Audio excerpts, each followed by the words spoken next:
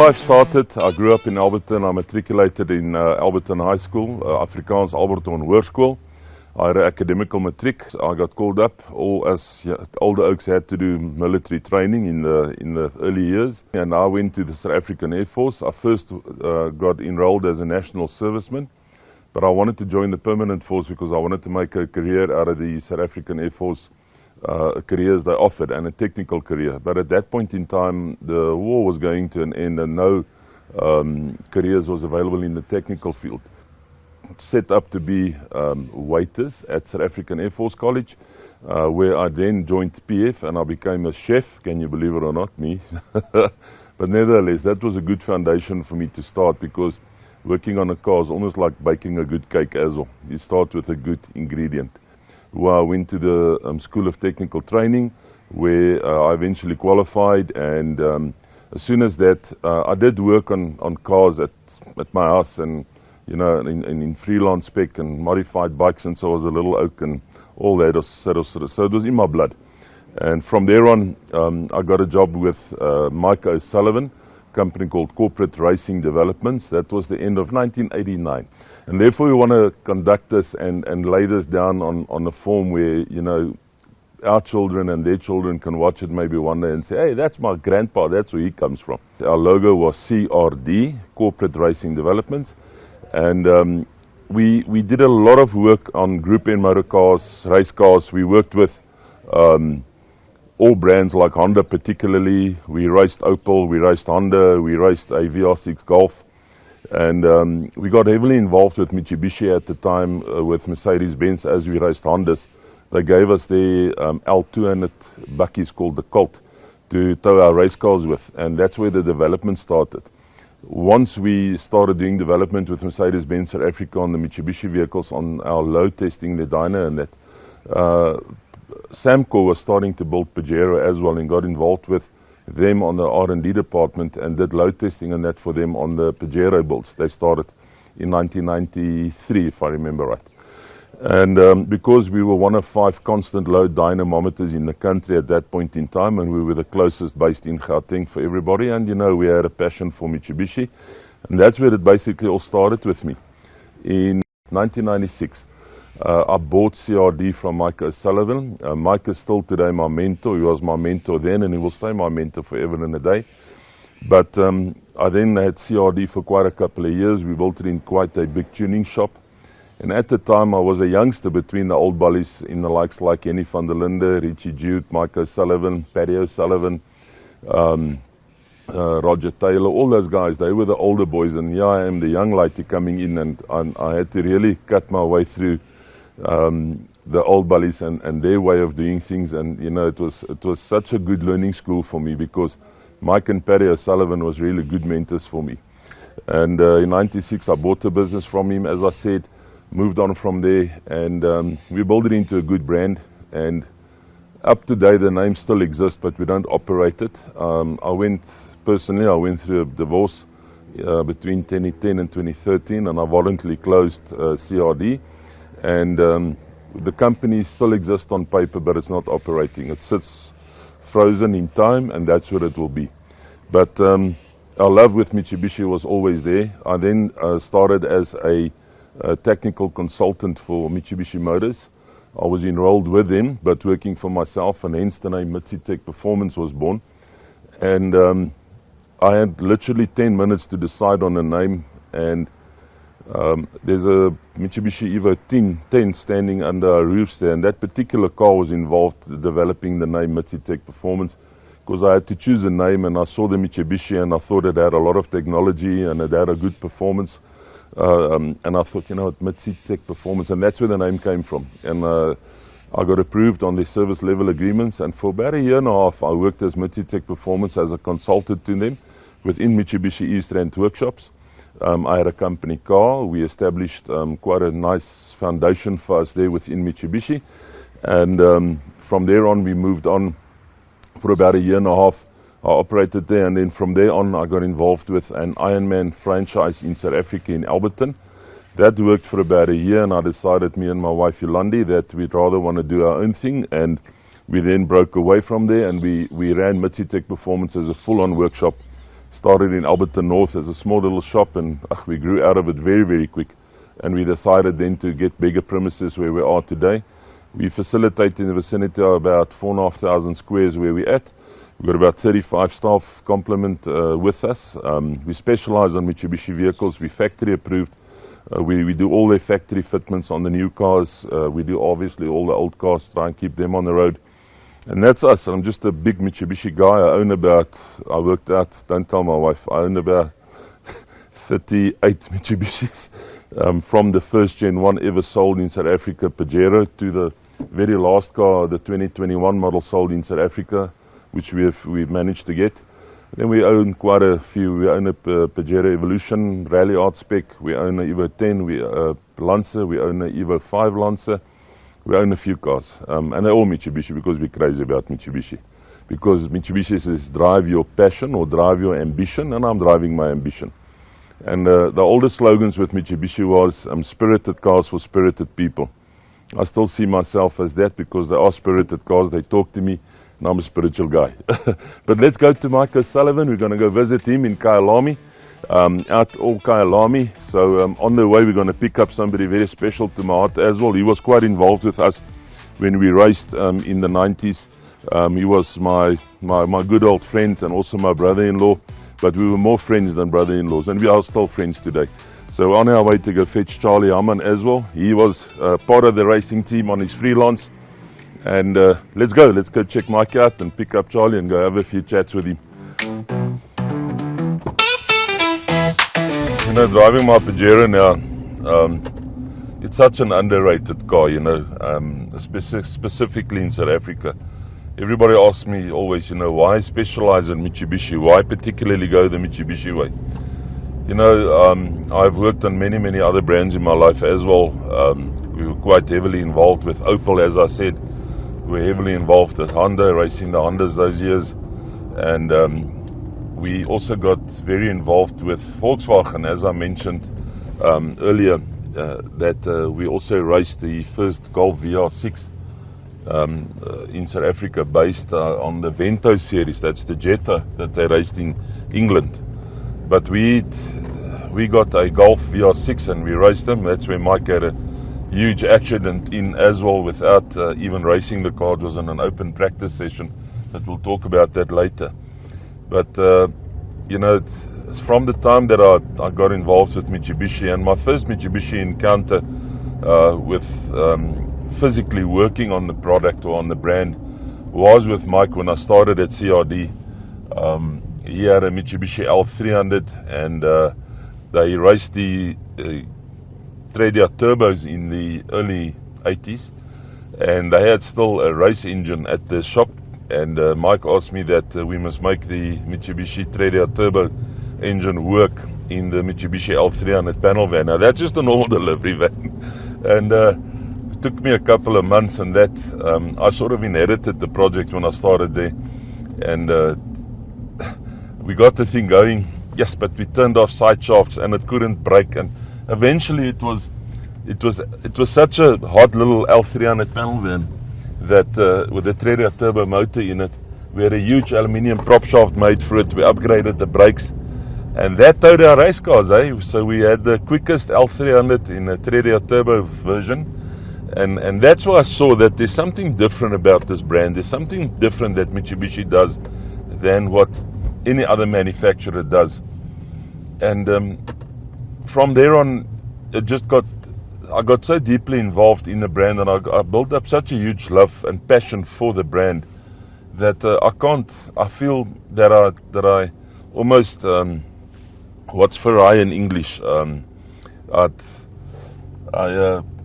I bat for the other team if I work on another brand of car, and I really don't. I love this car. There's this actual spiritual meaning to it for me.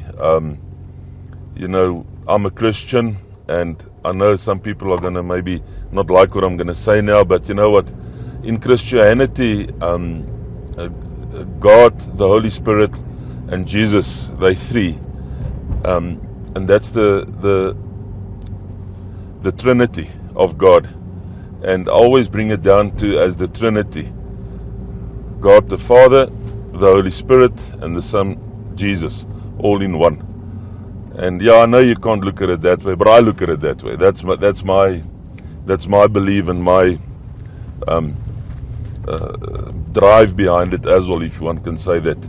So I'm very, very excited about the product, where they're going to go still in South Africa. And as I said, Mitsubishi in South Africa has always been somebody's agent. You know, there's always an agent for Mitsubishi, but there's a lot of good things that's going to happen. The new Pajero is going to launch end of the year. The new Triton Biturbo has just launched. We're going to show later in my time with Arnold my Biturbo Triton that I got sponsored from Mitsubishi South Africa to do our tours with, 4x4 sport tours. We'll talk about that later as well. It's a company that I got from my other mentor, Francois Rousseau. So we're doing those tours. But these cars are just in a different league, different brand. They're easy to work on if you understand them. I understand them. I've taught my staff how to understand them. And we've got just an agglomerated passion for the brand where we work at Mitsitech Performance on them. And, you know, we always say that the vehicle is my patient and the owner is my customer. If I keep my patient happy, I can keep my customer happy, and then we're all happy at the same time, and we've achieved something nice at the end of the day. So that's my main concern about Mitsubishi. They've got a huge, strong heritage from the racing fields, from the Dakar, from the World Rally Champs. So, and we are lucky to own, as I've mentioned, a few of those cars, which was homologated specifically for the World Rally Champs. The Evolution 5 Lancer, for the Dakar series, the Pajero Evolution was homologated so that they could race them in those series as production vehicles. And it's nice to own some of those cars, and it's a heritage, and it's a piece of history that's just set there. You know, it can't change. These cars build value like you can't believe, because they're not to be repeated. And I just love the brand, and I put everything I've got into it. At the end of the day, if your job that you do is your passion and you like it, it's not your work, it's your passion. So doing what I'm doing every day is my passion, it's not my work.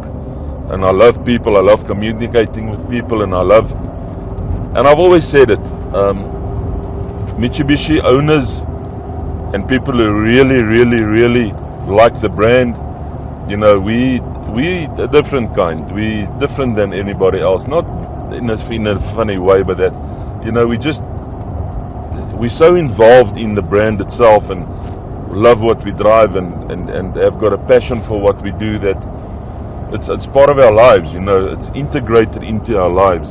We're here now to just fetch Charlie and see what we can dig out of the olden days. Me and Charlie and Mike. Yes, we were naughty. Oh, hey, buddy. Yes, you like it, huh? Good to you. How long close to see us? You right? Yeah. Huh? Yeah? Yeah, sure. Yeah, we're going to go to Mike now, and we're going to share some stories when Charlie was with us on the race cars, and what we did behind the scenes and on the scenes. Should we talk about behind the scenes? No, not everything. Alright, so we've arrived at Mike O'Sullivan's place, his plot here in Kyalami. And as I can see, he's busy in his race car, or on his race car. Johnny! Hey, Mark. Yeah, good to see you, man. Good to see you, sir. Like in ages. Are you well? I'm fantastic, Absolutely. and you, man? Oh, good. Absolutely. Hey. Absolutely. Check you. You well? Huh? Oh, good. Why are you in shorts? I've got 2 pairs on. You taught me that. That's true. Yeah, you taught me that.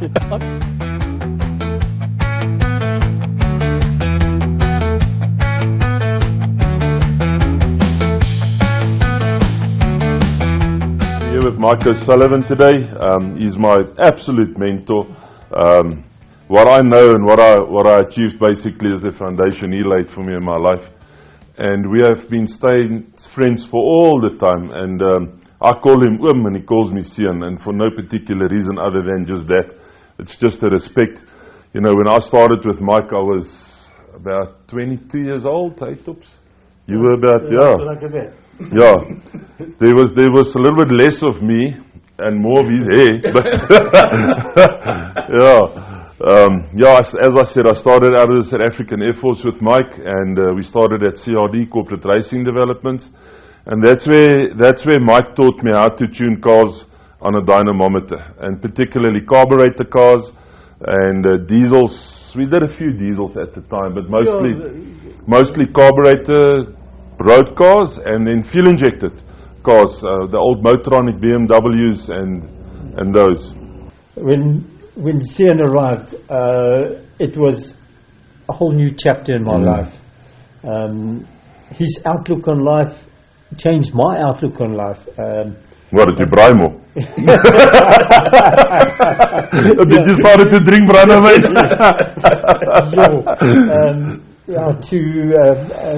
What comes to mind was nothing was too much trouble. Always had a plan. If something didn't work, we made it work. Plan, yeah. Jan maak 'n plan. Yeah. And I must say, I've learned from that as well. I've learned from you, and we've had amazing times. Yeah. We've had there've been no bad times.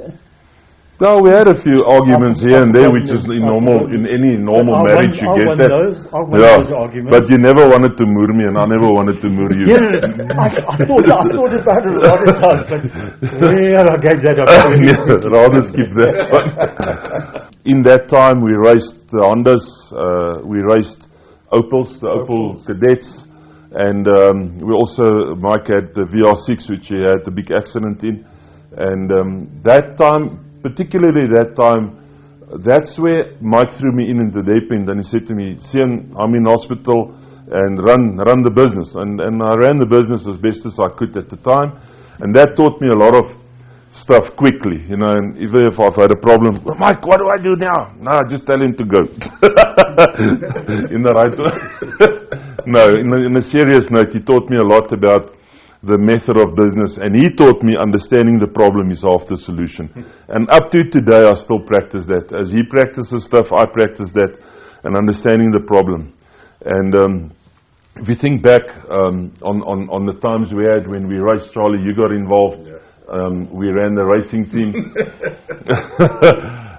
We did one particular event, was the 9-hour. Right? Yeah. The first 9-hour with the Hondas, we were the factory team. And we had a big truck, and we had 3 Hondas pitting, and Hondas like these, it was the Ballards, ne? The SR4s, yeah. And right next to us was the Toyota team. They had, for each car, they had a pit team that pit the cars. We had 3 entries, and it was me, you, Ian Long, Jacob, Tommy. And Tommy. Shane, Jacob and Tommy has passed on already. And Noddy. And Noddy, yeah, he was our team manager. So we drilled the event. I mean, we actually won that event. First, second, and third. Yeah, and then there was a discrepancy about a flippant suspension bush. Remember that? No, a spacer. A spacer, yeah, a shim for the caster. Yeah, that we had to knock the casters forward. And yes, we were already celebrating in the pitch that we won the 9-hour, and it's a great achievement at the time. I mean, even in today's measurements.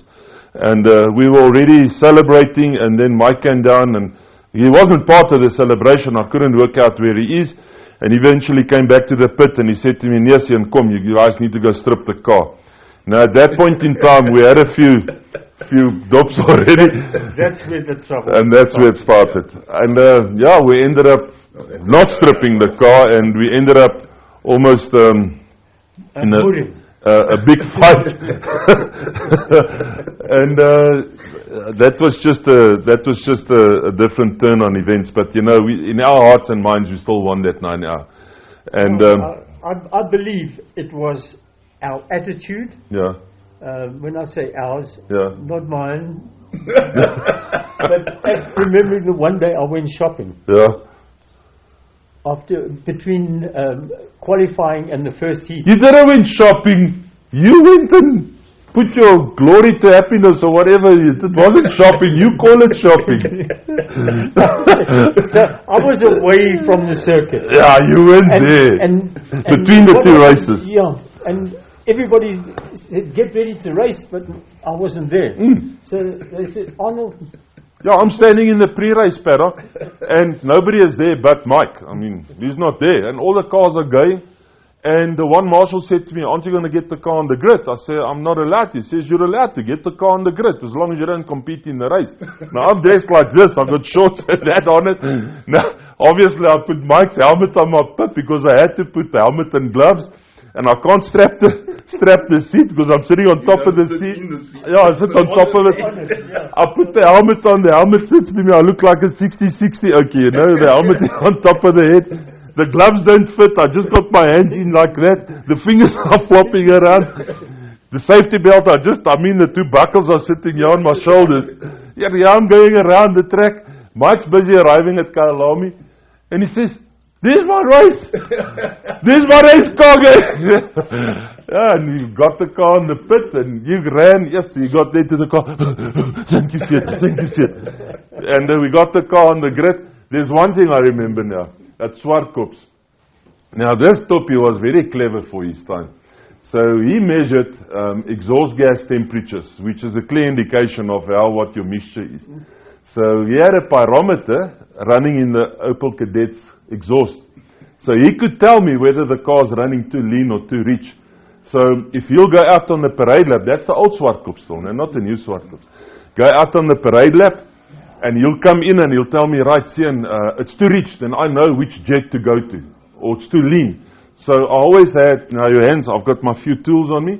So we go out on the parade lap and he comes in and he says, too rich. So I know I have to lean off.